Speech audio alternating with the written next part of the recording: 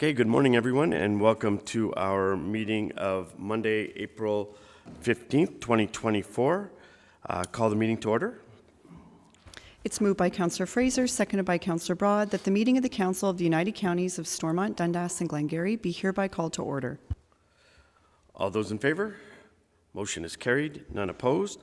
Before we go on, I would just like to take a moment to congratulate Mayor Lachlan McDonald for a podium finish in the Raisin River canoe race. If anybody saw online, there was a challenge between Lachlan and the deputy mayor from South Stormont. I hear it was 35 to 40 minutes behind. I don't know that I would have really reported that, but you know, this is typical that Glengarry County tends to always come out on top. So congratulations, Lachlan, and good sport, Andrew. Adoption of the agenda. It's moved by Councillor Bergeron, seconded by Councillor Broad, that Council approve the agenda. Any questions? Seeing none, all those in favor? Motion is carried, none opposed. Are there any disclosure of pecuniary interest and the general nature thereof? Seeing none, adoption of the minutes. It's moved by Councillor St. Pierre, seconded by Councillor Fraser, that the minutes of the meeting, including the in-camera minutes of the Council of the United Counties of Stormont, Dundas, and Glengarry, held March 18th, 2024, be adopted as circulated. Thank you. Any question on the minutes? Seeing none, all those in favor of the motion? Motion is carried, none opposed. Moving on to corporate services. Mobile Crisis Response Service, Amendment 3 to the SDG County's Financial Support Agreement. It's moved by Councillor Broad, seconded by Councillor St. Pierre, that the Council of the United Counties of Stormont, Dundas, and Glengarry authorize the Warden to sign Amendment 3 to the SDG County's Financial Support Agreement for the Mobile Crisis Response Service. Okay, thank you. And I believe, Madam Clerk, you're giving the report. Yes, sure. Through you, Mr. Warden. So as Council is aware, the Mobile Crisis Response Service has been in place now at the county since 2020 through a partnership with the Cornwall Community Hospital and the SDG OPP. This service has been funded each year by SDG counties on an annual basis. Funding for the service has now been included as a standing item within the SDG Police Services budget. So the Cornwall Community Hospital has reached out to us recently and would like to convert its part-time employee for this position for the program to a full-time employee and to have the financial support agreement amended to reflect this. So we have worked through it with the hospital. The amendment before you, some highlights of it include a clause that states that the hospital will continue to search for other sources of ministry funding for the program. The agreement will now automatically renew for 5-year periods unless it's terminated. The agreement can be terminated by 30 days written notice if the hospital or the RN in the position become unavailable. Either party may terminate the agreement if the other party neglects or fails to perform or observe any material term or obligation of the agreement, and such failure has not been cured within 30 days written notice. And the agreement may also be terminated or confirmed not to be renewed by SDG counties, provided no less than 12 months notice is given to the hospital. So these amendments were presented a few months ago to the SDG Police Services Board and are before you today for recommendation. Thank you. Okay, thank you. Questions or comments? Councillor Fraser? Thank you, Mr. Warden, and through you. I'm fully supportive of all of this, and it's just it just makes things easier, I'm sure, for Cornwall Community Hospital to manage that aspect of with employees. But when I listen to read the clause, and it says that the CCH will continue to search for other sources of funding.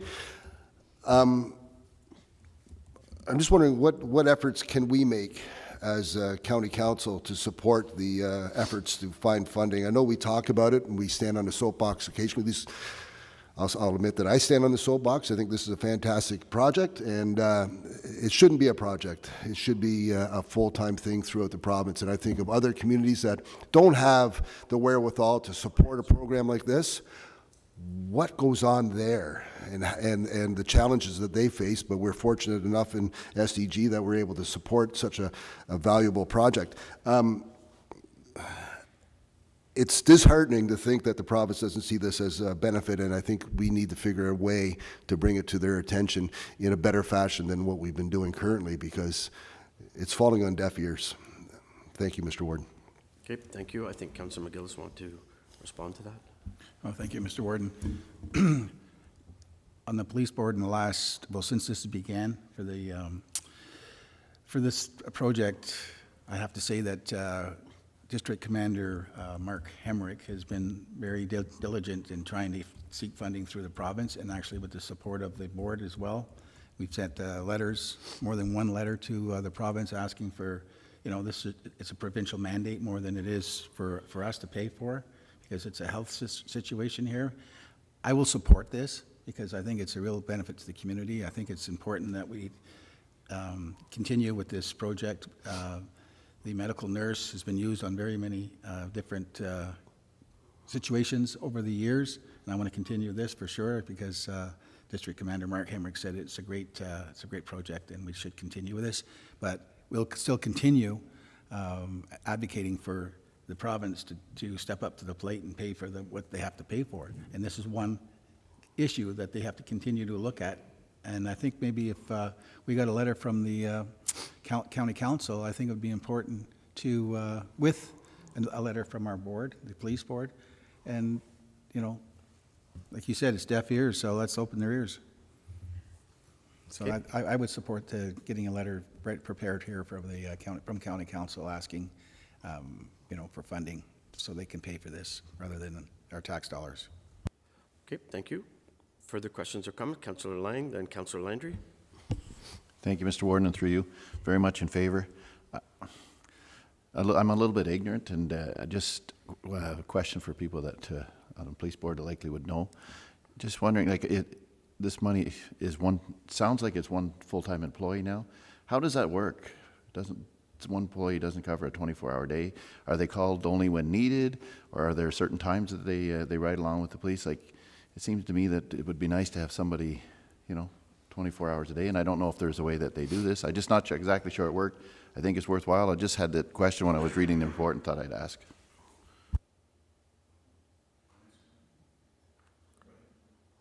Through you, Mr. Warden, it is currently one employee right now. We did receive an enhancement grant, the OPP did, so that they could work on weekends, evenings too, but it's just one employee at the moment scheduled. Yep. Yep, for sure. Councillor Landry. Thank you. Through you, Mr. Warden. So the commitment previously was a donation from council at 120. Now we're talking about a 5-year renewal. Does it well, I know it may be through the police board, but is there any CPI or is there any structure to this, or is it just a straight out 120 financial commitment on our behalf? Through you, Mr. Warden, it remains at 120 at this point. Okay. Further questions or comments? Just further to Councillor Fraser's point, you know, I really think that we need to get together just outside of the meeting and discuss how we want to move forward with, because we have several issues that we want to bring to the table.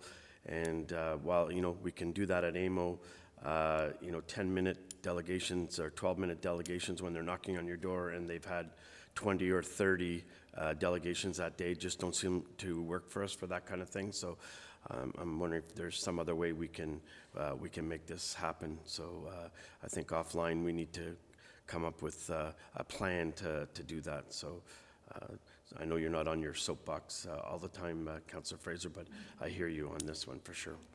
Councillor Williams, please.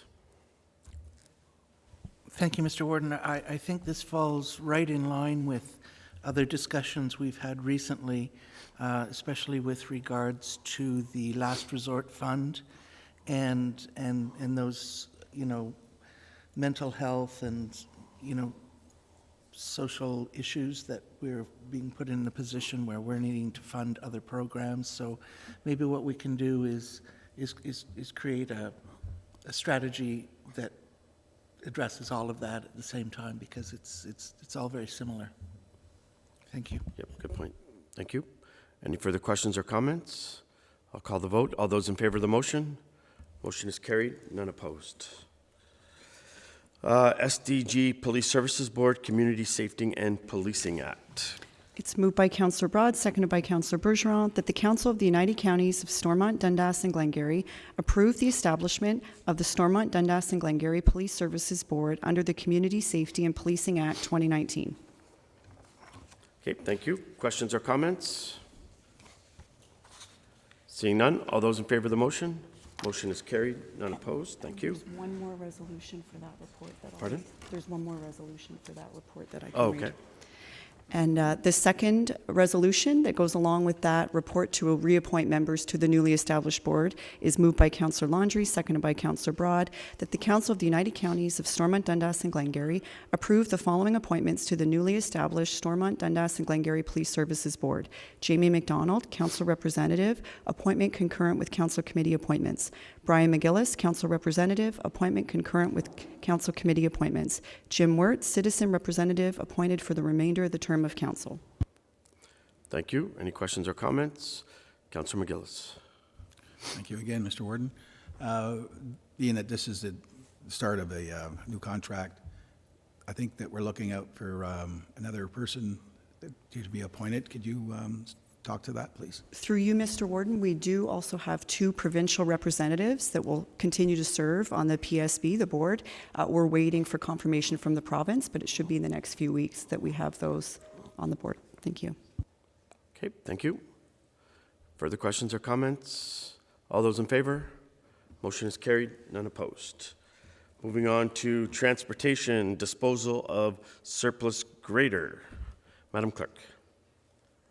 It's moved by Councillor Fraser, seconded by Councillor St. Pierre, that the Council of the United Counties of Stormont, Dundas, and Glengarry waive Section 14 of the Purchasing Policy, Policy Number 1-12, relating to the disposal of surplus goods as it applies to disposal of Unit G03, and that staff be instructed to dispose of its surplus 2003 John Deere 770CH grader bearing serial number DW770CH 585783, Unit G03, via private auction between the 6 local municipalities within SDG counties.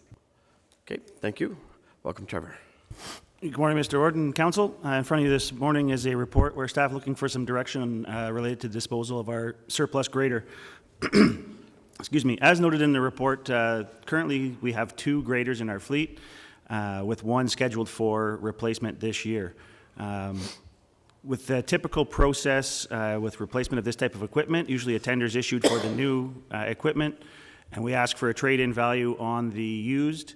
And if we can, what we do then is take that value that the dealers would give us from the winning tender, and we use that as our base price for auction to make sure we can get the best return for our dollar on that. If the auction goes for higher, we tell the dealer, no thanks, we're not taking the trade-in. If it goes for higher, then we take the trade-in value on it. The anomaly with this disposal of this piece of equipment is, as I mentioned, we have 2 in our fleet, but with the recent improvements to the county's cross-section of the roadway, our paved shoulders, we don't need 2 graders to continue with our operations anymore. So this is just strictly a disposal of surplus. At the staff level discussions, we've understood that there's at least 1 municipality interested in the purchase of this piece of equipment. And understand that there's a potential for council support disposal via that method. However, staff are unable to do so a direct sale to a township under the constraints of our purchasing policy. So the recommended action in the resolution is in front of you. There are also other recommendations. If anyone has wish to discuss or any questions, I'm happy to answer. Okay, thank you. Questions or comments? Councillor St. Pierre.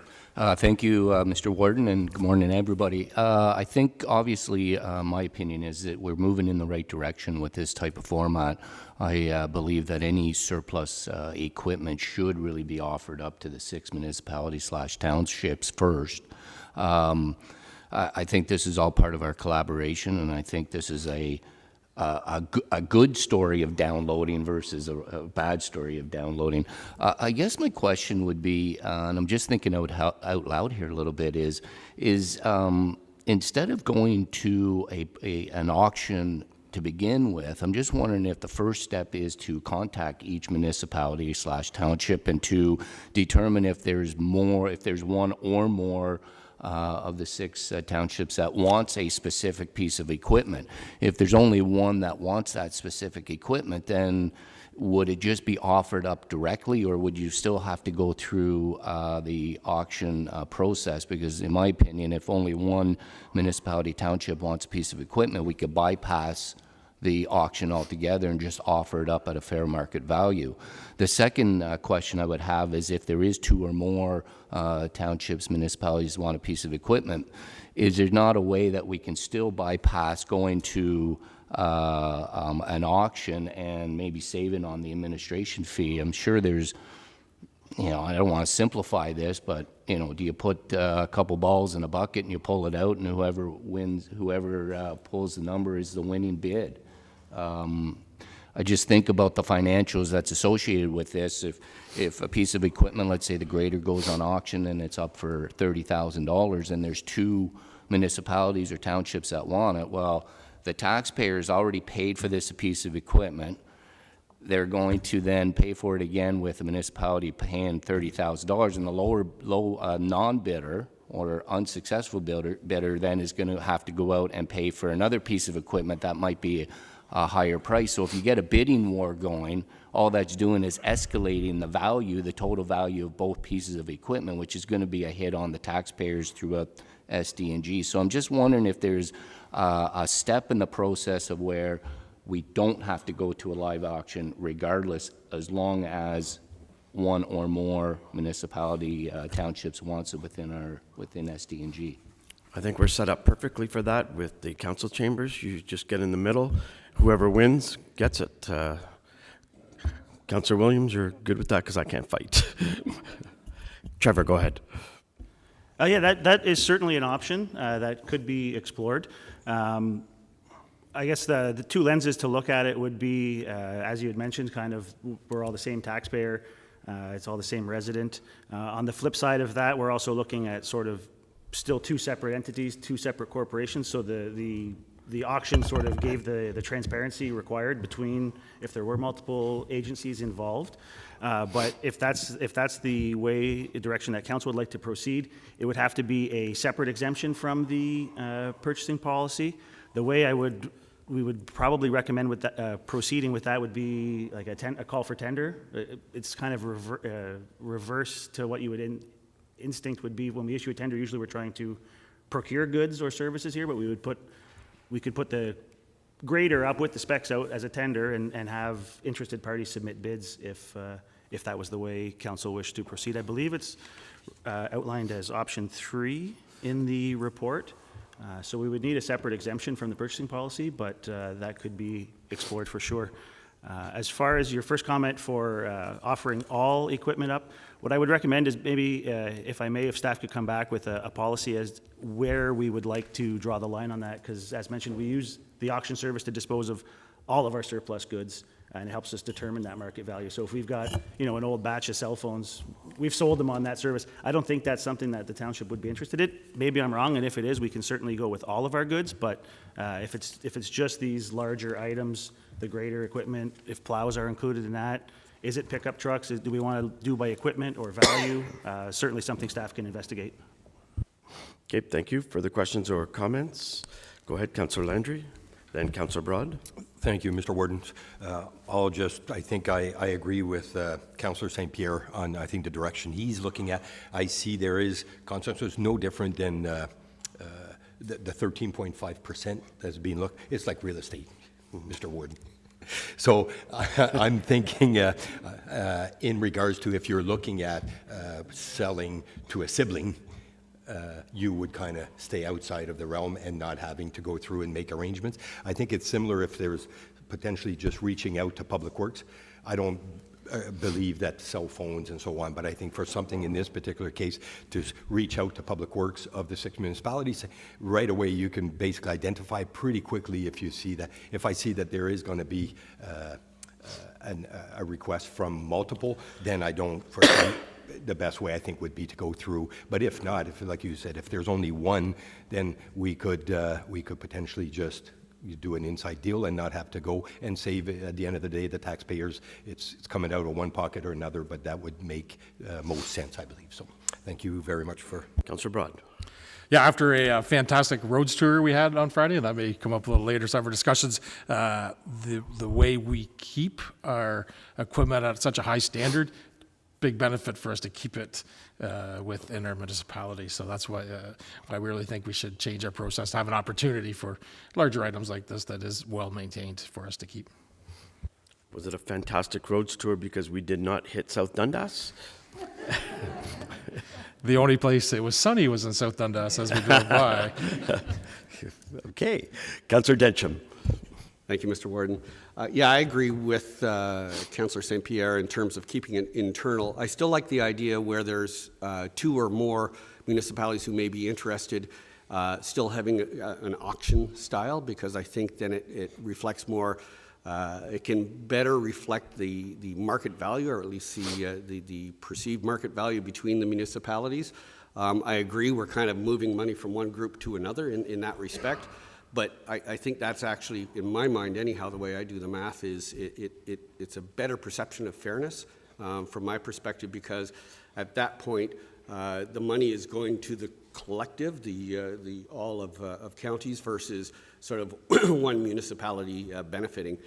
Potentially, again, one might think it kind of comes out in the wash as different things go and get distributed, but I think just from a perception standpoint, it probably is more fair that it's auctioned at the value, and then both the counties and the municipality are getting, in my opinion, the value that it's worth at that moment in time. Okay, thank you. Councillor Broad. Yeah, I just think to answer to you, Mr. Warden, also the point of not having an auction is to not have the administrative costs. So now we're paying the administrative costs, which the county is losing on that, and to have throughout my tenure here, we're snow plowing, we're paying for snow plowing at a force we did last year, and everybody over a period of time gets benefits here and there. And for having municipalities save some money on one purchase is fantastic. If 2 municipalities want to buy a grader, one spends 30 on through for us and one spends 50, but we bid the other one up to 50, they both spends 50. I don't think that's a benefit to the residents overall. So, okay, thank you. Councillor Densham. Sorry, just to be clear, I meant an internal auction, not one that would necessarily create administrative costs, other than a staff member kind of overseeing the outcome. Councillor Fraser, then Councillor McGillis. Thank you, Mr. Warden. I align myself with Councillor Densham on the internal auction service. There's still an administrative expense, cost, effort, no matter which way we cut it. Some might be more financial than others, but there's still time involved. And to me, the easy answer is an auction. It's completely transparent. No one questions who won at an auction. It's the highest bidder always wins, and you eliminate all of the sniping that may go on outside of county council, just in the public. An auction is an auction. The highest bidder wins. If there's administrative cost, that's the cost of doing business, Mr. Warden, I do believe, and we need to be mindful of managing the taxpayer's dollar in the most transparent fashion. Thank you, Mr. Warden. Just to go back to something Trevor said, is a tender something that you could look at? There's obviously a minimum bid that you can get, that you can sell, and put that in the document, and rather than auctioning against each other, I mean, I understand what you're saying, is that you just put in the best price that you're willing to pay for it, and whoever gets it, as opposed to this kind of back and forth between 2 municipalities. Anyways, just something to think about. Councillor McGillis. Thank you again. There's no reserve bid on it for the counties? So typically we don't start with a reserve bid. It's just kind of auction mentality type. So where we've done is we start our auction as a base price is what the reserve would be. So when the first bid is made, the buyer knows they're getting that machine and they know there's no reserve left on it. So that's how we've started. Instead of starting at 0 and seeing where it goes, we start with a base value. Subsequent. Thank you. When you circulate this grader in terms of to each municipality, you want to make sure that you give a full description of the grader in terms of the hours, the condition, everything like that? Yes, that would typically be included in the ad for whether it's auction. It's a full description of ours. The service provider we use sells everything. It's as is, where is. So we put a disclaimer on any known defects, any major updates, upgrades, repairs that have been made, or anything that we know is wrong. After that, it's like I say, as is, where is. If it's off-site and something goes wrong afterwards, we didn't know about it. We sell it with what we know about it at the time. Okay, thank you. Further questions or comments? Councillor St. Pierre. Thank you, Mr. Warden, and I appreciate everybody's comments. I do agree that the tender process is probably the best way to do that. I just want to emphasize that the tender process would only be utilized if there's more than one municipality or township that would want a piece of equipment like the grader. So if there's just one, we're just going to offer that up to that municipality or township on a fair market basis, correct?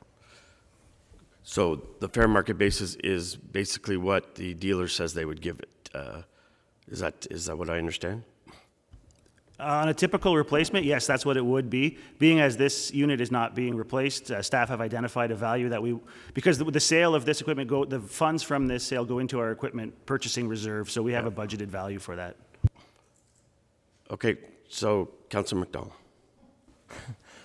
Sorry, Warden, for coming in last minute here. I know GovDeals has like a history, so you can find a fair market value there, but I'm just trying to play it, if we're doing an auction versus a tender, right? Say that we're in an auction, and South Glengarry has 30,000, our council has said, and deep-pocketed North Glengarry wants to spend 50,000, they could win it for 31,000, but if it's a tender, and North Glengarry puts 50,000 and we put 30,000, like that's the only thing, like I'm in favor of an auction that way. Just my counter to that is that if North Glengarry thinks it's worth 50,000 to them, then it's fair, I think. But that's just again me. So I think are we all in agreement? Nods of heads that we go into that it's offered to the municipalities first. Anybody opposed to that? Okay. Second, it's an auction versus a tender. Who likes the tender version of it? If you can put your hand up. 1, 2, 3. No, the tender is you both submit your best price. So 1, 2, 3. I'm 4, so it looks like it's the auction. Okay, and that auction will be done internally. Okay. Yes, go ahead, Councillor Landry. We can do it internally. One final comment. So I'm not sure if I'm clear. So if we go auction, we're going through the auction company that would actually, we would have to pay. No, we would just do our own internal. auction. Okay, then I'm in full support. Thank you. It'd be fun to do it right here. I mean, I'm a pretty good auctioneer. Yeah, exactly. Yes, go ahead. Thank you. Just for clarification, so looks like everybody wants to go to the auction part of it. Is that when somebody's going to stand there and actually auction it off, or is it going to be a sealed tender? It'll be through online bids with the transportation department, and they'll bid and they'll go back and it'll be back and forth with all of maybe county council on the email that South Dundas has just bid 14,500, and then we'll come back and since South Glengarry has just bid. I mean that's the only. Why would we pay a percentage to? Go ahead, Trevor. No, I think that's fine. Staff can come up with an internal process, and we can do that, no problem. Okay. Further questions or comments? We're looking at option 3. Do you have a... Through you, Mr. Warden, the resolution already said via private auction between the 6 local municipalities, so I think the current resolution stands. We'll come up with the process internally. Perfect. All those in favor of the motion? Motion is carried. None opposed. Thank you, everyone. Thanks, Trevor. Moving on to Planning Regional Incentives Program, approval of 2024 intake of applications. Welcome, Tara. It's moved by Councillor St. Pierre, seconded by Councillor Densham, that the Council of the United Counties of Stormont, Dundas and Glengarry approve funding under the Stay, Discover, Grow Regional Incentives Program in the total amount of $317,459.52 for the following 10 projects. Delhi Electric, Township of North Stormont, in the amount of 50% up to a max of $50,000. Dennis Co., Township of North Stormont, in the amount of 50% up to a max of $13,746.48. Wanna Make It Farm, Township of North Stormont, in the amount of 50% up to a max of $26,365. Ferme Bout et Bean, Township of South Glengarry, in the amount of 50% up to a max of $33,230.50. Canamore Orchard, Township of North Dundas, in the amount of 50% up to a max of $9,202. BGM RV Center, Township of North Dundas, in the amount of 50% up to a max of $23,710. Kentville Land and Sea, Township of North Dundas, in the amount of 50% up to a max of $50,000. Morewood Lucky Mart, Township of North Dundas, in the amount of 50% up to a max of $23,800. Smoky Ridge Vineyard, Township of North Dundas, in the amount of 50% up to a max of $39,211.54.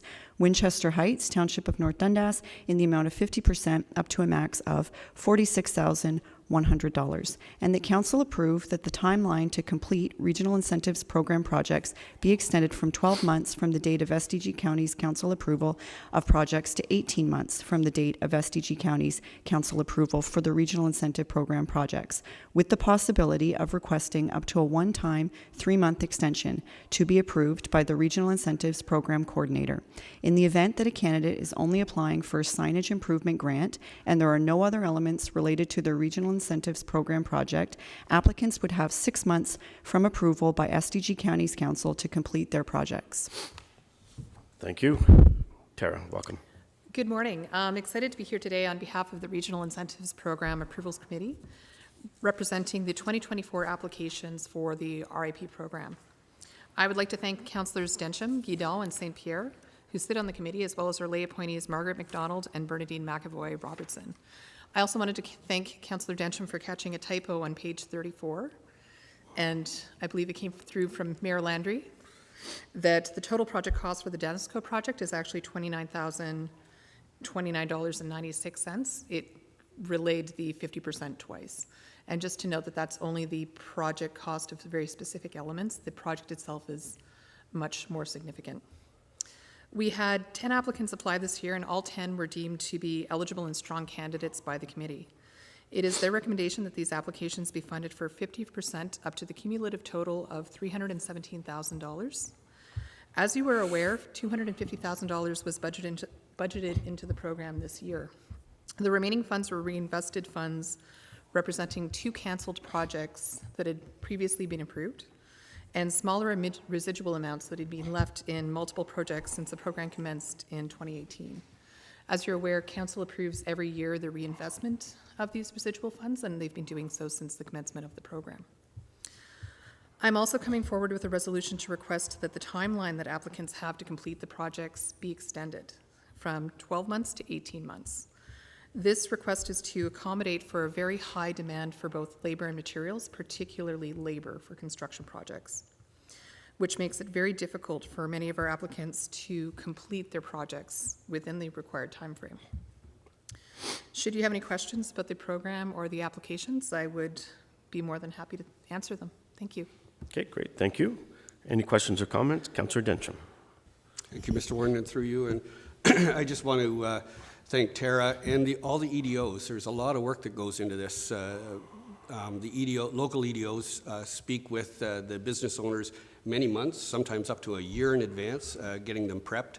They do a lot of work to harmonize the RIP with other programs that may be happening within the local municipalities. And I think it's, at the end of the day, there's a really good slate of businesses that have been very well vetted. So congratulations to Tara and the local EDOs for the homework that they did and prepping the committee to be able to make the decision they did. Thank you. Thank you, Councillor Densham. Councillor McGillis.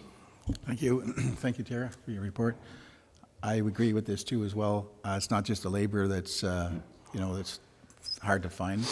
It's also the architect itself. They're like 9 months behind, and that would put them behind too as well in the event that they need architectural work. So I agree with the extension for sure. Thank you. Thank you. Further questions or comments? Go ahead.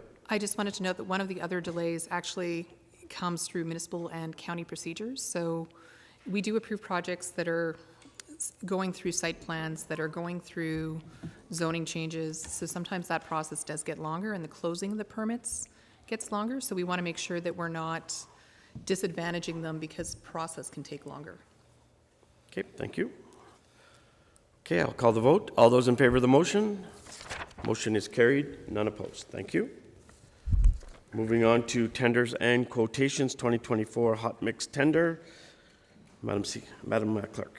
Moved by Councillor Broad, seconded by Councillor Landry, that the Council of the United Counties of Stormont, Dundas and Glengarry accept the joint tender from Cornwall Gravel Company Limited for hot mix paving and other related works at their unit prices totaling $7,611,033.85 plus HST.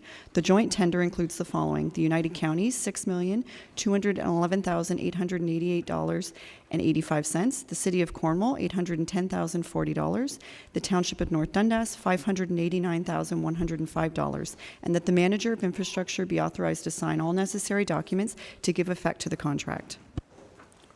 Okay, thank you, and welcome, Mike. And we have some good news going through all these tenders, so it's finally you can give us some good news. Go ahead.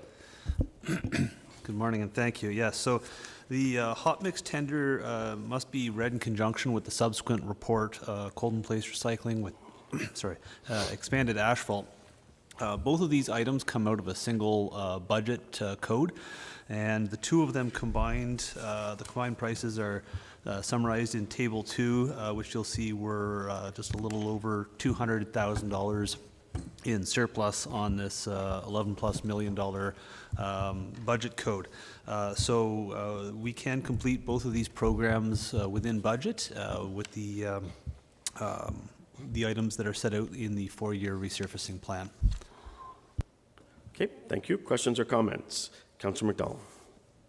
Thank you, and through you, Mr. Warden. I'm also going to skip ahead, if I may, just for one comment from the other one, the third one.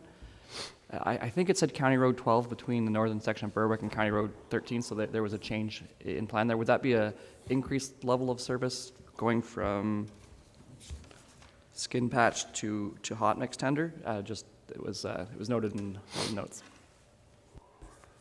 That section of road was last rehabilitated in the year or years of shortly before the 2015 plowing match. And so that section of road isn't in terrible shape. However, it is due for some treatment.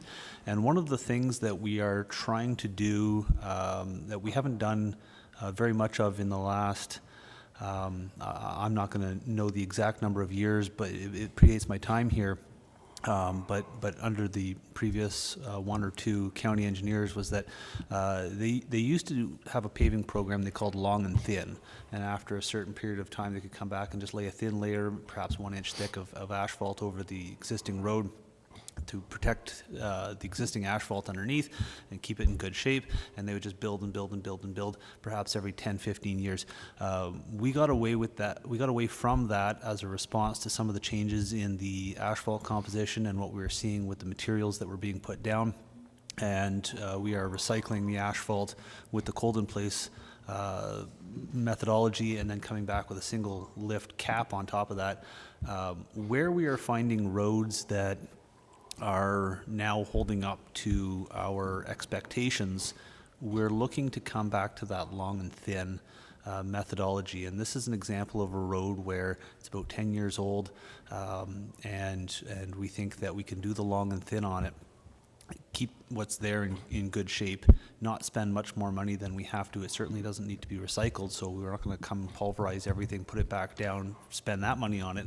We can just do the long and thin, and it very much is like a skin patch treatment, but it's part of the resurfacing plan. So it was budgeted under skin patch, and perhaps that was the error of on my side. Was it should have been under the hot mix program at the time of budget, but that was essentially the comparable treatment that we were looking to put on it. So while we were juggling all the numbers, putting the budget together, it was put into that program and it was left in that program.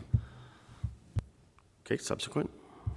Thank you. Yeah, no, I just wanted to, I saw the note and I wanted to bring it forward before that. And I think we've had at South Glengarry some pretty expansive conversations about that. I think our plan is to go long and thin, and obviously knowing a former county engineer, he would advocate that too, I'm sure, if possible. So I'm glad that you look at both methods you can do, and thank you for that explanation. Thank you. Further questions or comments? Councillor Lang. Thank you, Mr. Warden, and through you. Just a note for myself, I don't know if everybody else is in the same boat, I would find it beneficial if you could just, at the time of putting these things together, these reports for us, just put the number of kilometers. It just something so I could say, well, what's the price per kilometer? And then, you know, as the years go by, or, you know, it gives us an idea if we're thinking of doing something, well, you know, it's running around, you know, 150,000 a kilometer, whatever it is. It would be nice to have that to compare. Good point. Further questions or comments? Seeing none, all those in favor of the motion? Motion is carried, none opposed. 2024 cold-in-place recycling with expanded asphalt. Madam Clerk.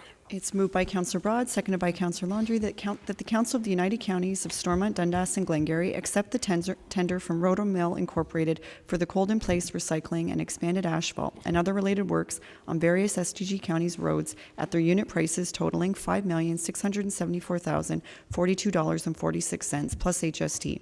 The joint tender includes the following: the United Counties, $4,606,625.85, and the City of Cornwall, $1,067,416.61, and that the Manager of Infrastructure be authorized to sign all necessary documents to give effect to the contract. Okay, thank you. Mike? As previously stated, this is in conjunction with the hot mix program, and it will be completed within budget. Thank you. Okay. Further questions or comments? Seeing none, all those in favor of the motion? Motion is carried, none opposed. 2024 skin patching. Madam Clerk. It's moved by Councillor St. Pierre, seconded by Councillor Broad, that the Council of the United Counties of Stormont, Dundas and Glengarry accept the tender from Cornwall Gravel Company Limited for hot mix skin patching at their unit prices totaling $4,197,460.75 plus HST.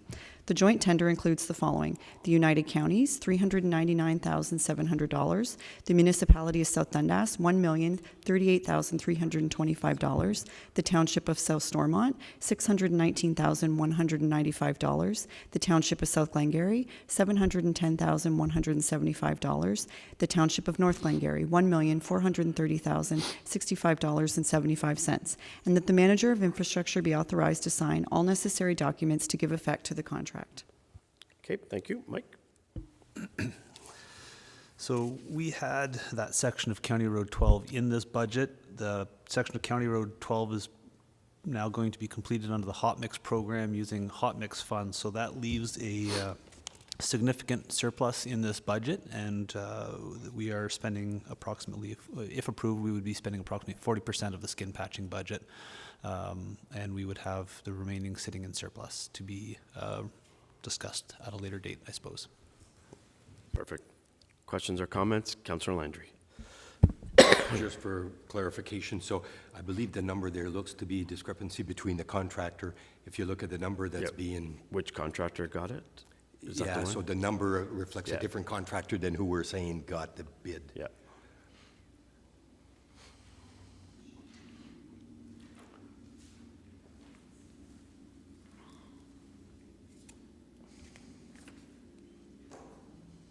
Just give me a second to get my laptop, please.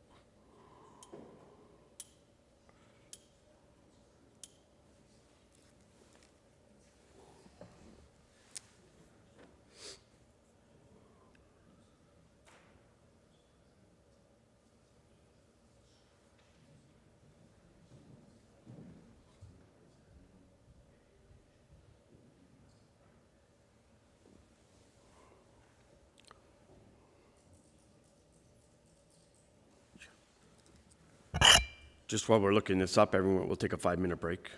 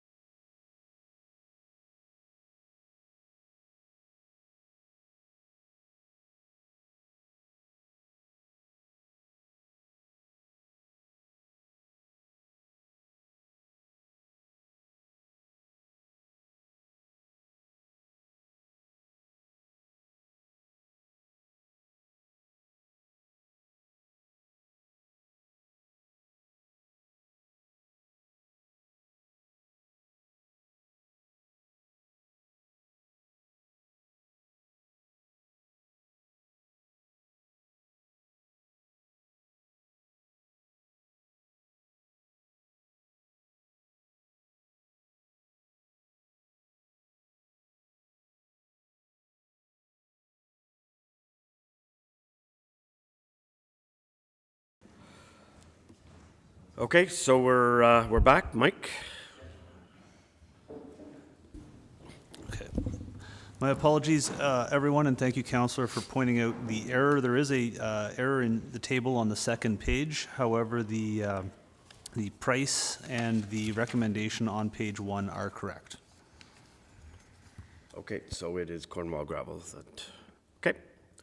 Questions or comments? Seeing none, all those in favor of the motion? Motion is carried, none opposed. 2024 guide rail tender. Madam Clerk. It's moved by Councillor Densham, seconded by Councillor Laundrie, that the Council of the United Counties of Stormont, Dundas and Glengarry accept the joint tender from Peninsula Construction Incorporated for guide rail replacement at their unit prices totaling $357,000 plus HST.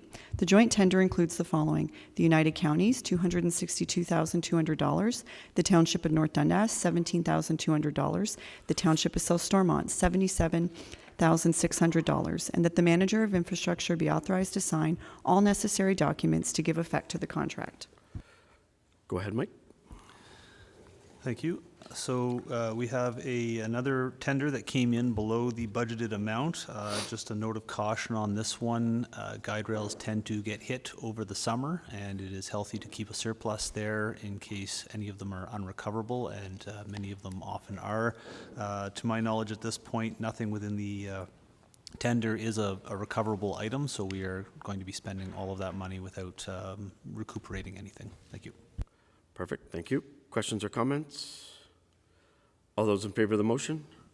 Motion is carried, none opposed. Oak Valley Bridge Rehabilitation. Madam Clerk. It's moved by Councillor Broad, seconded by Councillor Bergeron, that the Council of the United Counties of Stormont, Dundas and Glengarry accept the tender from Dalcon Constructors Limited for the comprehensive rehabilitation of the Oak Valley Bridge at their unit prices totaling $1,157,000 plus HST, and that Council provide the manager of infrastructure the authority to sign all documents to give effect to the contract. Thank you. Go ahead, Mike. Thank you. So this tender came in about where we hoped it would be. It is within the amount that we had reallocated from the Inkerman Bridge. And at this time, if you look at the second table on page 2, the overall, the global bridge and large culvert program would be posting a surplus in the order of $1.28 million. And at this time, there's no recommendations for anything to do with those funds. We are waiting until the end of May for a follow-up inspection on the Inkerman Bridge. We would expect it to tender in the area of $1.6 million.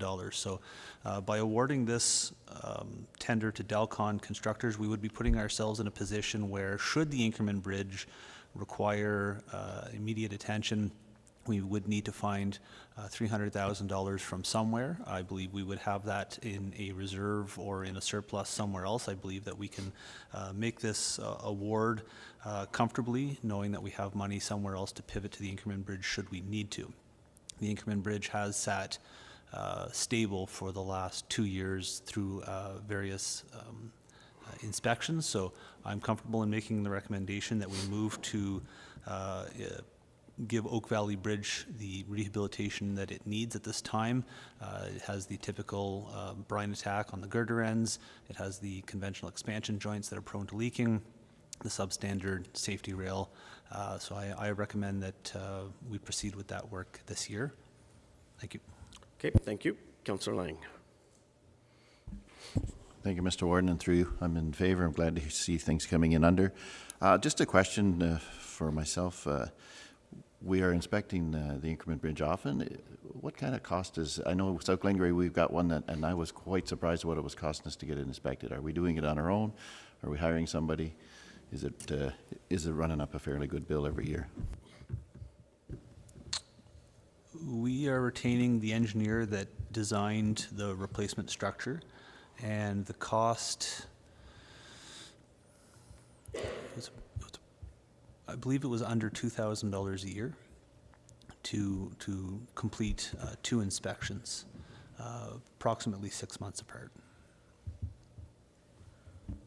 follow-up, please? Follow up, sure, go Yeah. ahead. And are we still staying at the 6 months, or are we expecting more often now?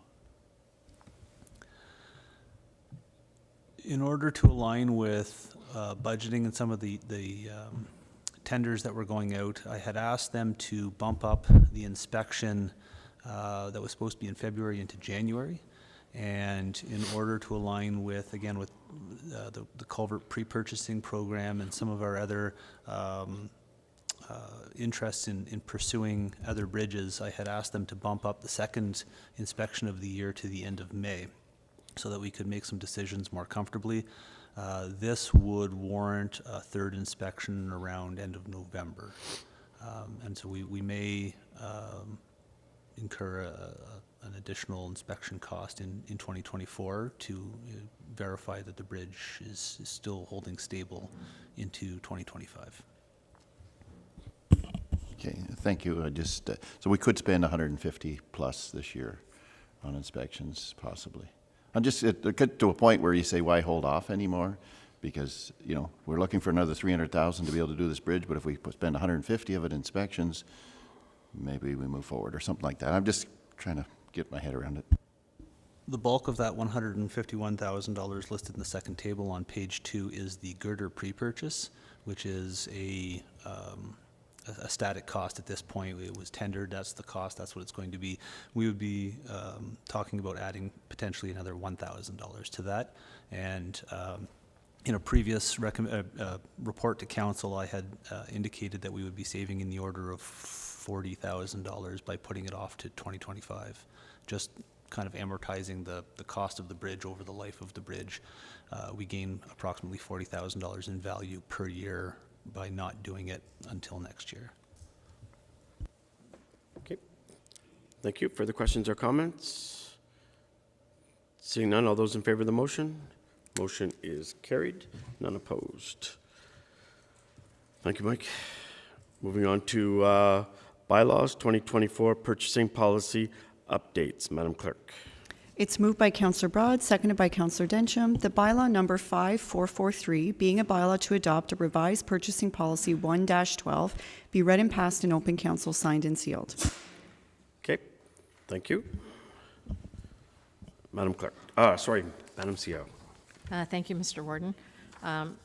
Rebecca Russell was unable to join us this morning, so perhaps I could provide some introductory comments to this report. Looking at our delegation authority and our purchasing authority, we thought that it would be worthy to bring an update back to council and seek to get some of these limits increased. Part of what Rebecca has done, so the last time the limits were reviewed was in 2017, and quite a bit has happened in our environment between costs associated with that. So Rebecca did do a fairly extensive survey at the county level across Eastern Ontario, the Eastern Ontario Treasurers. Many of them have limits internal for the CAO up to 100,000. Many of them have also indicated that they want to review their increases in their signing limits through, I guess, coming out of COVID and recent increased costs. So what we've proposed here today is limits based on different authorities in the chart that's on the second page. But really, it's up to council to make that decision.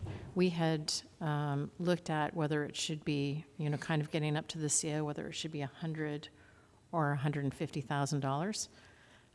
That's really a decision of council. Administration would, I think, respect council's decision either way. What we wanted to do was we didn't want to come in at a level and then turn around and come back to council within a year and a half and say we think we need to have it raised again. But if council would like to do it in a phased approach, we could also look at it in a phased approach to go from 1, and then maybe at some point in time we come back in a couple of years and indicate whether or not it should come to 150. So I'm here to answer any questions for council. If I'm not able to answer questions, we can always bring back a report from the treasurer. Okay, thank you. Councillor Lang. Thank you, Mr. Warden, and through you. Happy to see this come forward. I think that 50,000 is definitely too low since we've come through COVID and everybody knows what costs have done. But I would lean towards what you had mentioned at the end, going to 100,000, doubling it, and changing the increments accordingly. I'm fine with wherever, because it looked like anything between 50 and the top end would go through the CAO anyway. So that's where I would be, and it wouldn't bother me at all if you came back with a report, in 12 months or whenever. I don't mind looking at it again. I do think this is a responsibility of council, and I'm a little reluctant to see some of it taken away from me. But at the same time, we have to be sensible about this, and we only meet once a month. You guys have to have the ability to do things timely. But I'm thinking 100,000 is where I would be comfortable. I'm curious to hear what the rest of council has to say. Okay, thank you. Councillor Williams. Thank you, Mr. Warden. Yeah, I can see that number needs to go up. There's no question. I tend to agree with Councillor Lang.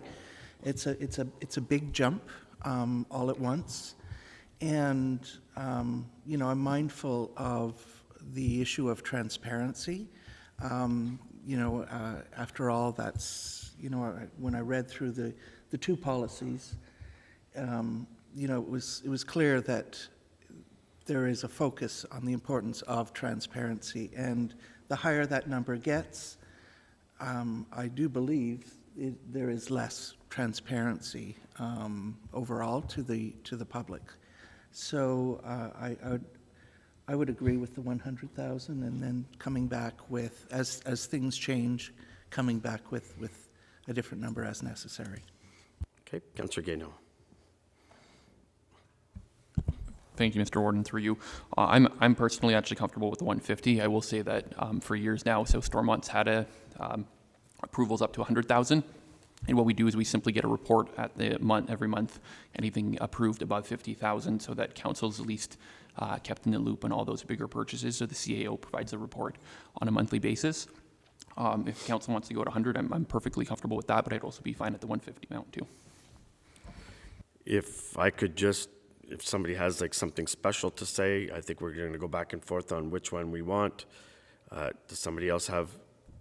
Councillor Fraser, I'm just going to ask who thinks the 150 and who thinks the 100. Go ahead, Councillor Fraser. Thank you, Mr. Warden. It's not that special. I'll go with the 150. So at show of hands, 150. So 2, 3, 4, 5, 6, 7. So it'll be at the 150 level. So go ahead, Councillor Bergeron. Thank you, Mr. Warden. But I agree with Andrew in that we would like to see a summary at our meetings to know, because we do have to respond to the public, and those are large sums of money, so we need to be aware. That's a good idea. Okay, are we ready to vote? Are there any further questions or comments? All those in favor of the motion? Motion is carried, none opposed. Thank you, everyone. Updated signing authority bylaw, Madam Clerk. It's moved by Councillor Broad, seconded by Councillor Densham, that bylaw number 5444, being a bylaw for the purpose of designated signing authority, be read and passed in open council, signed and sealed. Perfect, thank you, and I believe you're giving the report on this. Yeah, through you, Mr. Warden, thank you. So signing authority bylaws are a best practice. I believe that most, if not all, have them in place at your local municipalities as well. When looking at the purchasing policy recently here at the counties, we did realize that we hadn't updated our signing authority bylaw since 2015. So this is just updating the bylaw to bring it in line with current policies, practices, current bylaws across the organization. And we've also updated, we've had some changes to departmental titles, position titles, and whatnot. So it is a housekeeping item that's just refreshing it. Thank you. Okay, thank you. Questions or comments? All those in favor of the motion? Motion is carried, none opposed. Delegation of authority, planning matters. Welcome, Peter. Oh, sorry, Madam Clerk first. It's moved by Councillor Bergeron, seconded by Councillor St. Pierre, that bylaw number 5445, being a bylaw to delegate authority relating to planning matters, be read and passed in open council, signed and sealed. Peter. Thank you, Mr. Warden. This is similar to the report that Ms. Castleman just presented. We're consolidating 3 existing bylaws, updating it for the current organizational structure and titles in the planning department. Okay, thank you. Questions or comments? All those in favor of the motion? Motion is carried. None opposed. Items under the consent agenda. Madam Clerk. It's moved by Councillor McGillis, seconded by Councillor Densham, that the recommendations as presented in the consent agenda section of the agenda be approved as presented. Thank you. Any questions or comments on items in the consent agenda? Seeing none, all those in favor? Motion is carried. None opposed. Moving on to boards and committees. Joint Liaison Committee. We did meet. Yes, we did meet. Councillor Fraser?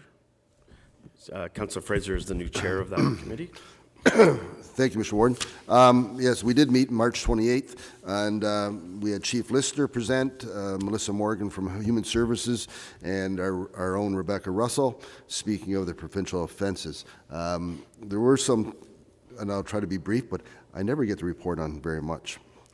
So, okay, I'll do the report. Go ahead. I won't read it. It's quite engaging, and I do ask that everyone maybe get a copy of it, because there's quite a bit of information involved. And so Chief Lister's talked about the medical priority dispatch system, which started April 10th. That's a new triage system where they'll ask the person calling 911 who's seeking support from the paramedics that there's 35 questions they'll be asked to the person online, but they'll quickly, in the first few questions, determine if it's a purple. Instead of code 1, 2, 3, 4, there's different color categories. So they'll quickly determine which category that goes in, but mindful that the 35 questions will be asked while the paramedics have been dispatched. So they will get better information that goes on. One of the couple surprising things, shouldn't be surprising, I guess, but I was surprised. The call volume increases 4% per year, and it continues to do that, which is going to add pressure, and we all know that it's going to add pressure as we go down this path with the paramedic service and the needed support and from the province. I'll move on to the human services. Ms. Morgan gave us an update on the developments that are in SDG, the status, and when they're ready for occupancy, and how many people will be being provided with accommodations. And she spoke pleasantly about the challenges faced by her department through the downloads and the inflationary pressures that we're all facing. And it's disheartening to hear about the download pressures that we're suffering. And Ms. Russell had some information that she brought forward, a lot of challenges in the provincial offenses, but one of the ones is the province is asking if we, or all upper tiers, or whoever has an office, would be interested in taking on the Part 3s. And the Part 3s involve more staff, more time, more education, and I believe Ms. Russell will be coming forward and speaking to us. Which way do we want to go? Do we want to wait until it's legislated by the province that we need to take over the Part 3s? Do we want to voluntarily jump into the fray and dealing with Part 3s and take on the burden, the downloaded burden of hiring more staff, more legal people, or having them on board because they'll be needed to deal with the Part 3s? And do it either through the immediate assumption, and it is an assumption, or the planned transition assumption, or wait till it's legislated, and whenever it's legislated, we'll know exactly what pressures we will take on through the download by the province. That's it, Mr. Warden. Thank you. Okay, thank you. Are there any questions on that report? Go ahead. Councillor Williams. A comment, if I may, Mr. Warden. Sure. Councillor Fraser brings up a good point that this joint liaison report is it's important stuff that gets addressed at that table, and I do believe that at one point we did have that report included in our package, so maybe great. Thank you. Okay, that's a good idea. Okay, thank you, Councillor Fraser, for your report. Library Board.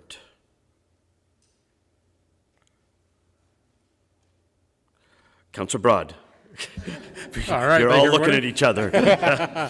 No, we did meet last month in Ingleside, another great local library. We spent some time looking at circulation, and you'll see it in the reports, and we're finding not a lot of new members joining, but more circulations per member is up, which is really good. Talked about some electrical work we're doing in some of our branches. We also had the first review of the new lease agreement. You'll see that coming forward at some point as the group worked on that. And we're starting to take on some new collections and adding more things to the library service. Good work by all the staff and Rebecca and her team. Great, thank you. A Police Services Board meeting coming up. Eastern Ontario Health Unit. Councillor Williams. Thank you, Mr. Warden. Yes, we had a meeting just last week. We're at the tail end of the flu season, which is good news. There's definitely less COVID around at this time of year than there was last time at this time of year. So the trend keeps ticking down, but Dr. Paul made it clear that COVID's here to stay. It's just an endemic now. The health unit is currently trying to catch up with childhood vaccines, particularly MMR, given the mumps threat. During COVID, they got really behind on childhood vaccines, and so there's a significant focus on that. Ironically, it is ironic that post-COVID there is actually vaccine hesitancy that they're seeing with parents with regards to their children. Project STEP, which is a mental health and addiction program, is coming to Prescott Russell and SDG, which is very good news. It's currently running in Ottawa, and so Dr. Paul has received funding for that program, and it will be coming this direction, which is really good news for us. The health unit, we will be getting into strategic planning very shortly, which is also good news. Get back to focusing on the business of the day. The merger, the health unit mergers that the province has requested, volunteer mergers. We were looking at the possibility of merging with east and north of us, a couple of health units. That's not going to happen. It's officially off the table. And Cornwall, Prescott Russell, SDG Health Unit is going to remain on its own for the foreseeable future. And we have board reports and letters that are being sent out to the province with regards to nicotine pouches, and I can't read my own writing. And well testing. The province was suggesting getting rid of free testing for people with private wells, and so we are lobbying hard against that because people, they need the opportunity to be able to get their wells tested, and if they have to pay for it, it'll make it much more difficult. So we're sending out letters with regards to those things. Thank you. Okay, thank you. Nothing really new, and you'd mentioned the MNR vaccine, but I found it quite shocking that we used to be at 95% of our young people had the 2 shots, and we dropped down to around 52%, which is, like half of them out there do not have the shot for the measles and mumps. And we're somewhere, they couldn't give us an actual number right now because we're fighting our way back to get people back in, but if you're talking to people, like, those are things we thought we had eliminated pretty well, and they're back now just because people are a little bit scared to get a vaccine these days. Yeah, for sure. And I just looked at the getting rid of the well water testing as another hit at rural Ontario, so we definitely need to stay on top of that. Glenstore Dunn Lodge, Councillor Broad. Yes, we met on March 20th, and we squared away our charitable trust to an interest-bearing account so we can have some renewable income. And that trust is was a donation years ago that's used for meals for when visitors visit the home. We had an influenza outbreak over the past few months. Our occupancy rates high in January, 97.82 and 98.4 in February, so it continues to be strong in that area. We are kicking off a survey from our organizational action plan coming forward, and we have been audited 3 times now over the last 3 months, so the inspectors are out, and we're continuing to work on any follow-ups that may come about, but overall the inspections have gone well and lengthy, which puts extreme stress on the staff, but also good pressure from a point of making sure we're doing the right thing, so it's a twofold on that side. Okay, thank you, Councillor. St. Lawrence River Institute, Councillor Gato. Thank you, Mr. Warden. Through you, I'll note that the first meeting of the year and the annual general meeting is May 29th at 10:45 a.m., and that'll take place at OPG if anyone would wish to attend. Additionally, the River Institute is celebrating their 30th anniversary this year, and they're going to be having the Great River Gala fundraiser that's going to take place on June 20th at 5:30 and will take place at the Ramada Inn. If anyone's interested in purchasing tickets, just let me know. Great, thank you. Raisin South Nation Source Water Protection, Councillor Bergeron. Yes, thank you, Warden. Yes, we did have a meeting, and the 2 topics that came up, the important ones, I think, was about the auditor wanting to phase out the well testing. And of course, we're against that, not just for personal use of people knowing what their water is, but that data is very important so that we know across Ontario the state of our potable water. And if people have to pay for the testing, less people will do so, and so there'll be less data available. The other interesting topic was the question came up regarding decommissioning wells and septic tanks when property is switched to municipal water and sewer systems. Apparently, and maybe Brian McGillis can add more to that because I'm new to this, decommissioning septic tanks is already something that you have to, that is required through the South Nation Conservation Authority. The wells, not necessarily so. And I mean, I can see why you could decommission a septic tank. Wells, a lot of people still keep their well to water their garden or their lawn instead of using public water. Okay, thank Do you you. have anything to add? Oh, Councillor McGillis. Yes, thanks. Yeah, I brought it up at the South Nation Water Protection Committee regarding the wells that weren't decommissioned, and I asked if the counties were thinking of maybe possibly getting back in this program, because it's another health issue, the same as people now having or will possibly have the to pay for their water being tested. That's going to could create a health problem too, because people that are going to pay for it won't get it done as often. But the decommissioning part of it, MOE does not push anyone to do this or enforce anyone to do this, to decommission their wells. But they recommend that the wells that we're not using, if they're close to the other well, can contaminate the other well beside the one that should be decommissioned. So it's just another health concern I brought up. We at one time here around this table we were involved in the program that we got funding to decommission our wells, but we opted out of that years ago here at the counties.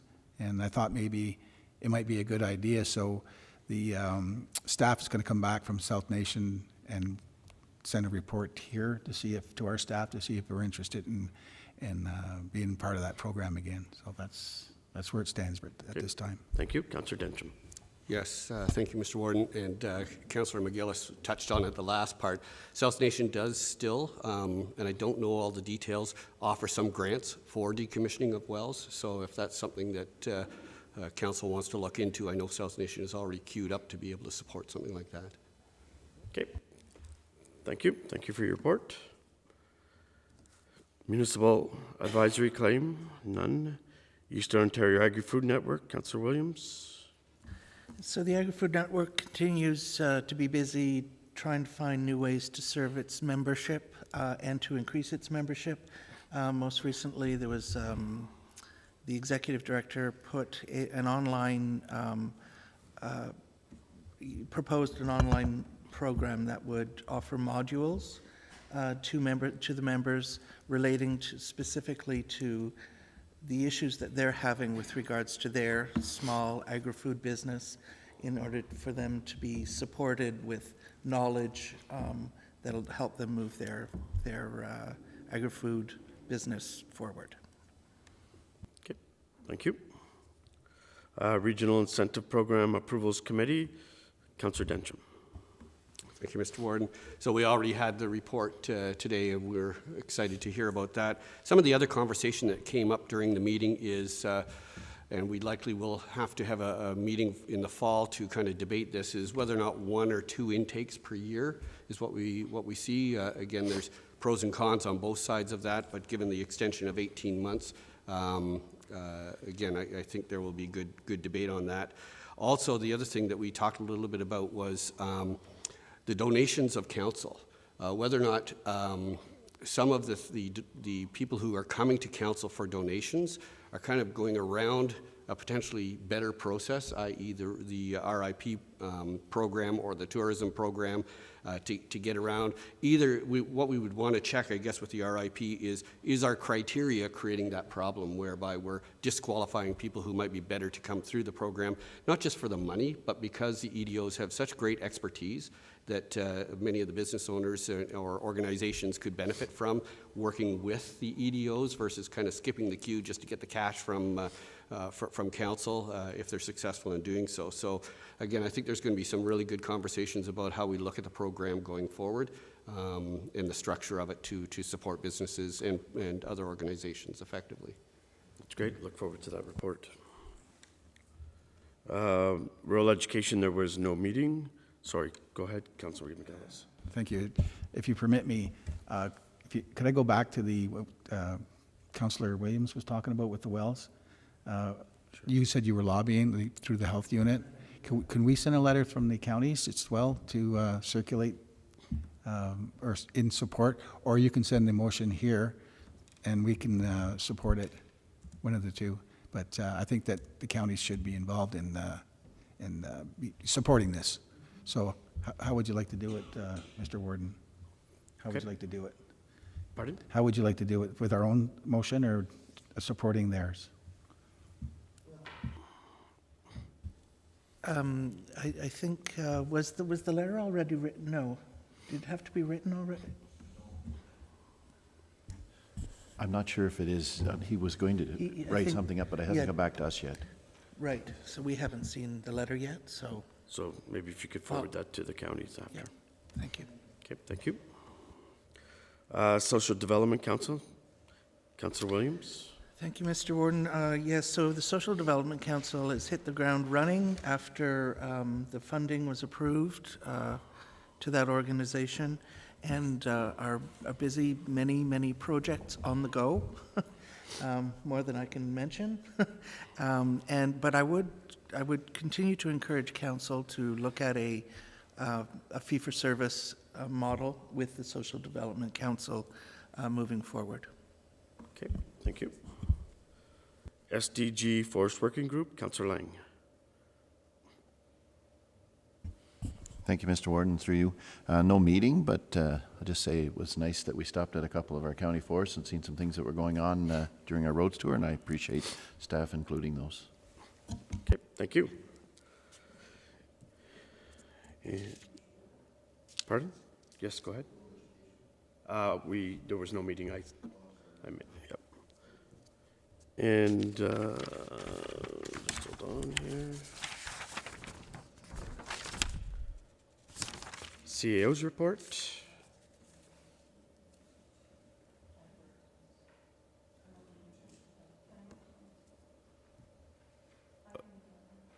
Sorry, I'm missing out here. Okay, sorry. Oh, yeah, okay. Sorry, I didn't realize that she had a separate, I didn't realize she had her own committee. Okay, moving on to key information reports. County Road 22, reconstruction update.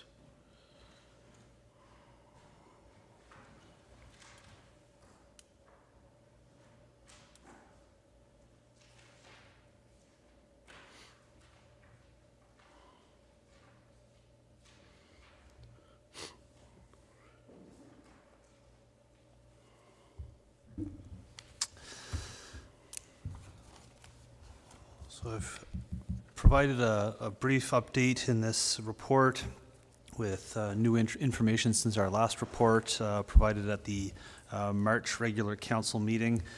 We did receive a drawing package from the design consultants, and it was deemed adequate to proceed with updating the survey drawings in pursuit of further negotiations with landowners, as well as once the survey plans are revised, they would be adequate to continue with the Drainage Act processes for getting approval to modify the municipal drains. So we are moving ahead on that front. At the last meeting, there was a request from council on the amount of land that was required to facilitate this project, and I did not have the number with me at that time. And so the total was 16.5 acres over the 6 kilometers of road from 138 to the township boundary. There is not a requirement for land between the township boundary and the urban limit of Maxville.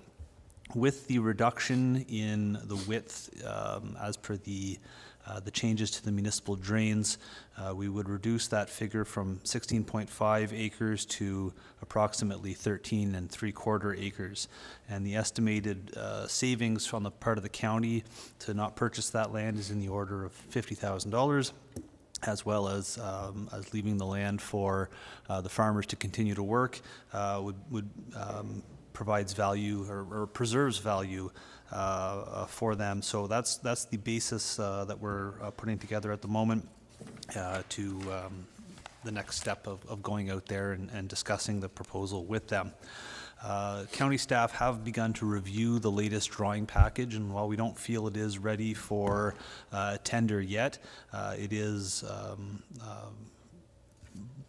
proving to be the next step in moving toward the tender package, and we're going to continue to work with the with the design consultants to button up every issue that we have outstanding. The last item is that the road continues to degrade, and at this time there are some substantial ruts and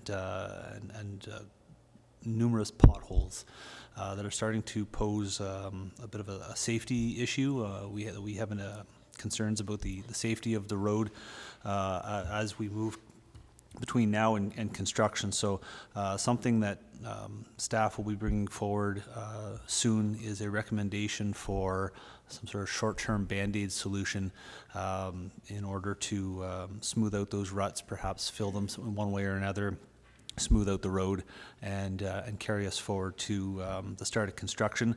And as discussed earlier in this meeting, we're sitting on substantial surplus in the skin patch program, and we would likely look to borrow some money out of that program to pay for such a road, treatment. Thank you. Okay, thank you. Councillor Bergeron. This is just a comment on this topic. At the last time that County Road 22 was mentioned here, and I'm new to council, so I remember there were many comments that the delays were caused. A lot of delays occurred because of the design consultants.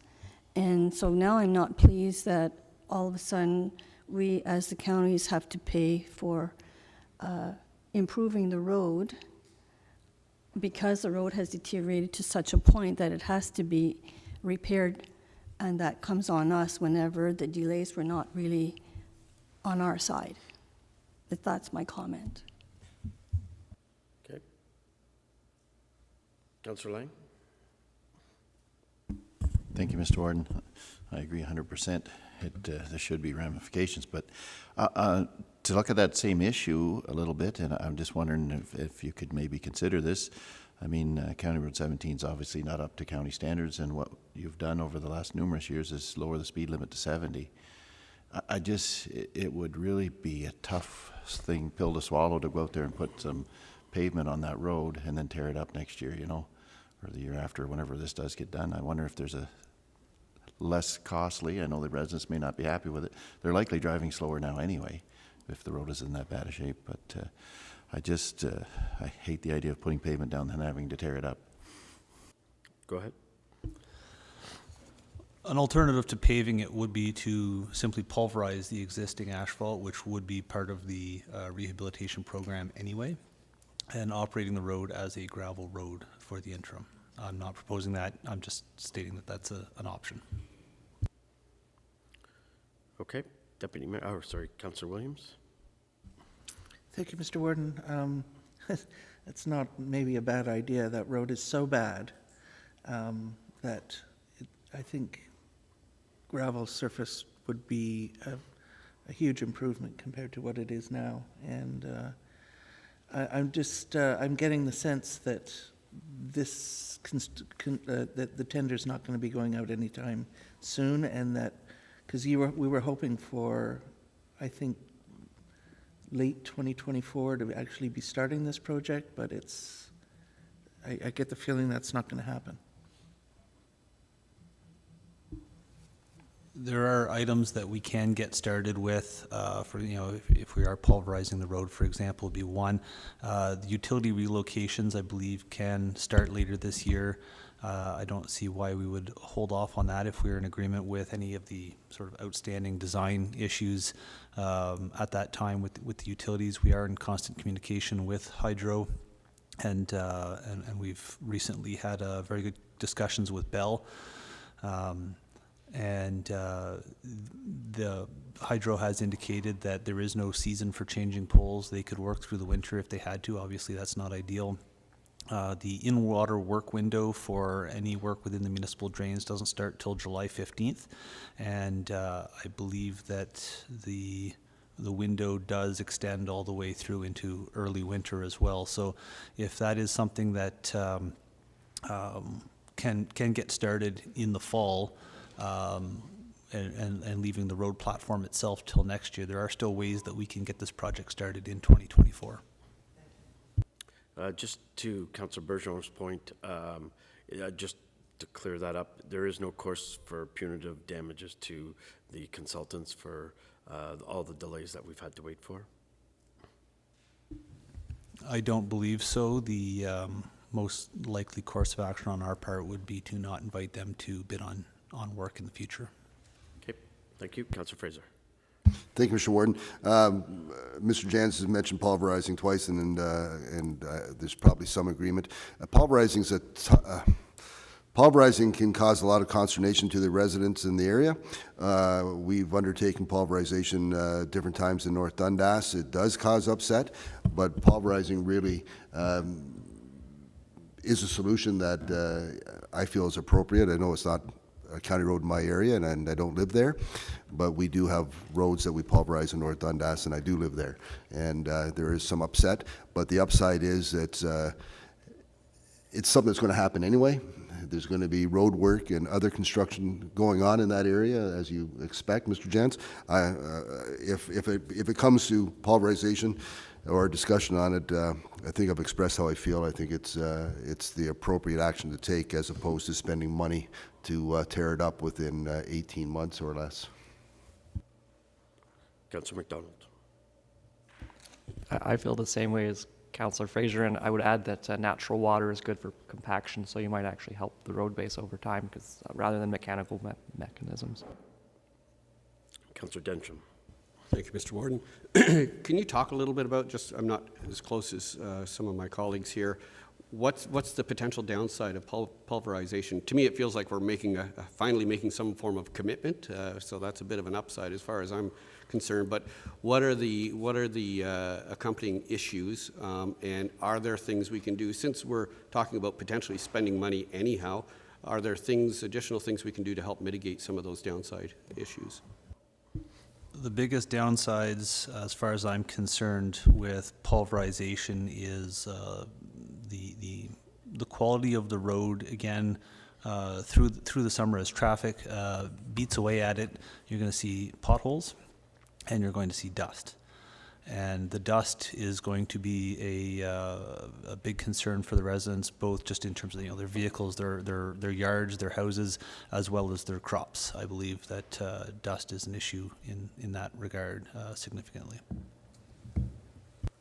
Yep, subsequent. And the other half of the question is, are there things we can do, again, since we would otherwise be spending some additional money? Are there things we can do in a cost-effective yet potentially a little bit more than what we would normally do to an average gravel road to mitigate that in terms of dust suppression and things like that? What would be your recommendation to spend on that side? Wondering if I can lean on our operations department for some advice on this one. Through you, Mr. Warden, I think our best choice here right now is let's take a look at that, come back to you with a better plan. We have way too much up in the air here right now, and there's lots of options here we have to look at before we get back to you. Anything we tell you right now may not be actual. So we'll bring something back to you next month. Yep, that's good. I agree with that. And if we can make sure that the pulverizing is done only in North Stormont, just nobody going after us. Well, actually, if I could clarify that, there are a few sections of the road that aren't as bad as the other. We did do a skin patch from Fraser Road going east a few years back. In the area of the curves, the asphalt isn't in terrible condition, but I do believe the section in North Glengarry is the worst. Sorry.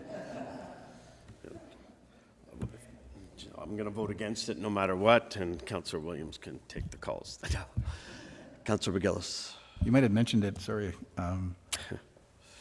How long, if in the event that we do pulverize the county road, how long will it last, as opposed to what you're talking about?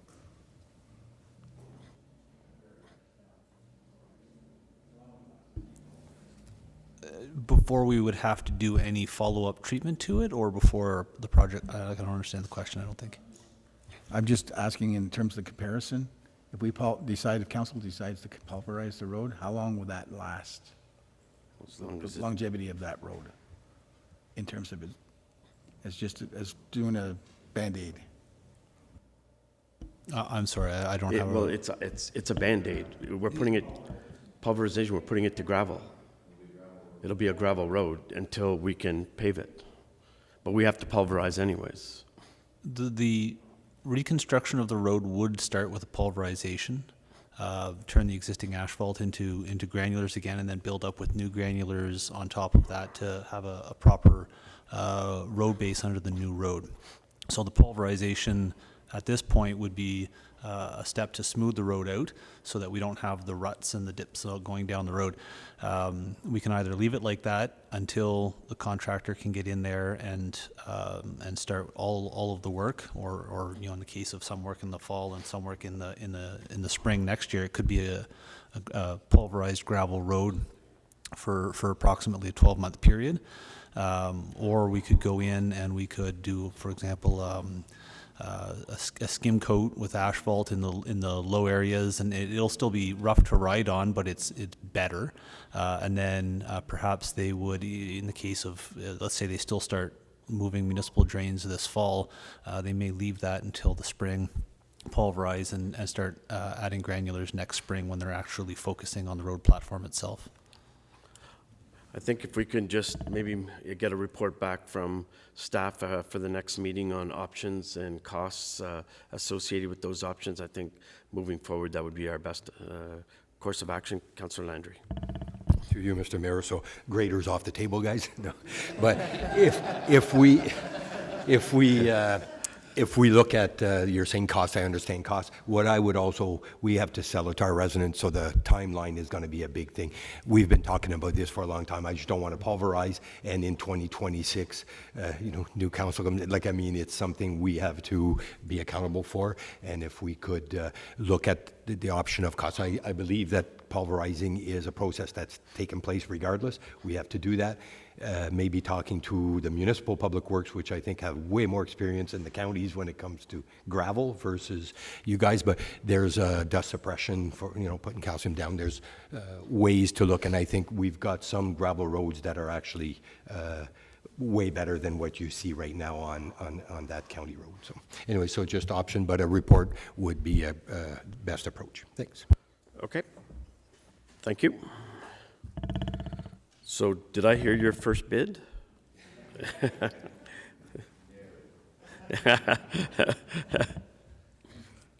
Okay, pre-purchase of 2025 plow, cab, and chassis. Trevor. Yeah, hello again, Council. Just here to comment briefly on what's becoming a routine report, just due to the timelines on the supply chain. And just want to make sure council has no major objections to us proceeding as we have in the past couple of years in pre-purchasing what would be our allotted 2025 plow unit. And maybe budget deliberation time is a chance to have a discussion and just formalize this process, because it doesn't seem like these delays are going anywhere. Any questions? Happy to answer. No questions. Sounds it's our new way of doing business, so thank you. Provincial Court 3 transfer. Madam CEO. Through you, Mr. Warden. So further to Councillor Fraser's comments at Joint Liaison, the report that's in front of you today is really about the downloading of the Provincial Court Part 3 transfers. So it's currently not being legislated for municipalities to take this on, but there is an impression out there that at some point in time, the Ministry of the Attorney General, it might become a legislated direction. We've provided a little bit of information in this report.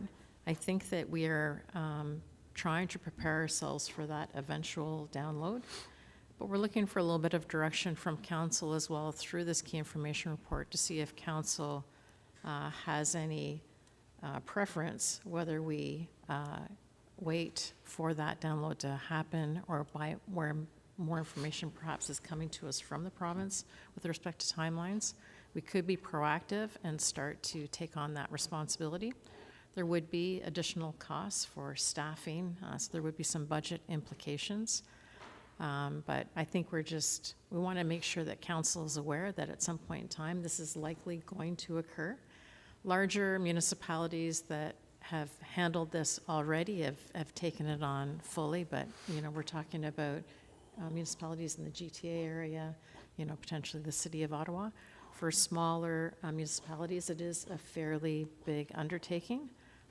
So we're just looking for some direction from council.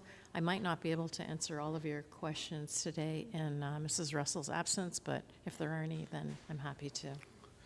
Okay, I met with Maureen and Rebecca last week, and what she's not mentioning is the fact that both of them agree, as I agree, that we don't take it on until we absolutely have to.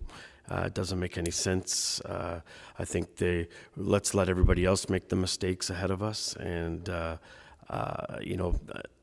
she knows what we have to do. And I think that that's the best course of action that they recommended as well. So I'm just going to go around the table. Questions or comments? Councillor Lang. No, I just was trying to agree with you that that was my line of thinking after reading it, was that I'm happy to get the report. Glad you're keeping us up to speed, and I'm glad you guys are thinking about it ahead of time, but I wouldn't jump in. No. Go ahead, Councillor McGillis. Thank you. I support what you just said. I think that'd be the best course of action to take, is just hold off. Okay, just quick show of hands. Everyone good with not taking it on? Good. Okay, thank you. Administrative update, Madam CEO. Thank you, Mr. Warden. So I've got a few things on the report just with some meetings during the past month. I've got some key dates that I wanted to mention to, to County Council. We're planning an SDG Summit Day, and we did do a survey based on previous direction from Council, and it would appear as though Friday, June the 14th is the date that works for almost all of Council. We do have one councillor that's not able to join us that day, but it is the date that works the best for the group as a whole. So if council is in agreement, we'll start to plan for that date, and I'll work with the warden to plan an agenda and a venue for it. We do want to encourage the local municipalities to also want to come forward and bring forward something, whether it's a project or an initiative or something that they're working on. I did mention this at a CAO's meeting that we had a couple of weeks ago. So we've had a couple of good ideas coming forward. So we'll start to put together agenda items. And as well, if council has anything that they would like to see, then let us know, because we might be able to coordinate that as well. Okay, thank you. Questions or comments for the CAO? Yes, Councillor Lang. Please send a calendar invite as soon as possible. Will do. Okay. No notice of motions, no petitions, and we will move into closed session. Madam Clerk. It's moved by Councillor McGillis, seconded by Councillor St. Pierre, that council proceed in camera pursuant to Section 239(2)C of the Municipal Act 2001, a proposed or pending acquisition or disposition of land by the municipality or local board for a property acquisition matter. All those in favor? Motion is carried. We will move in camera.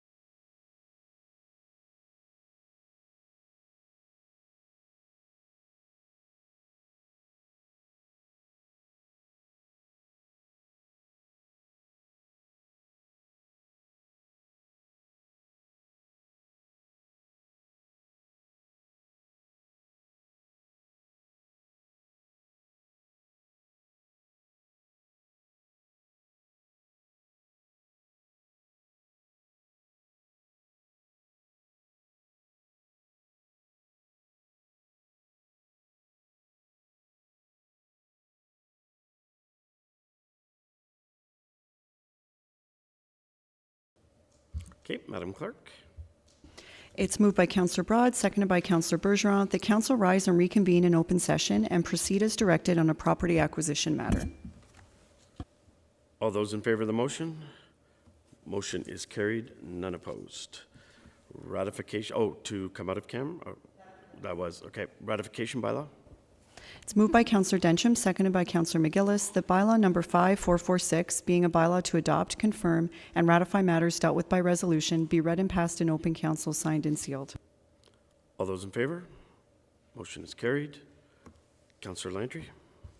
Before the adjournment, if I may add, through the Cornwall SDG Business Enterprise Center. So Shauna, I'm not sure if any of you has got it, but they're having their regular breakfast connections, which they have yearly, which will take place in North Stormont at North Stormont Place on, trying to look at the day, April 25th.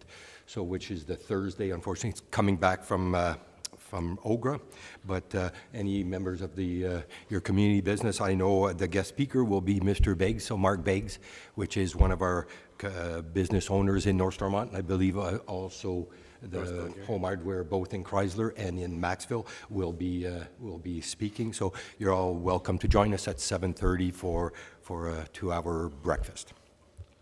Awesome. Thank you. Anybody have anything further? All those in favor of adjournment? Motion is carried.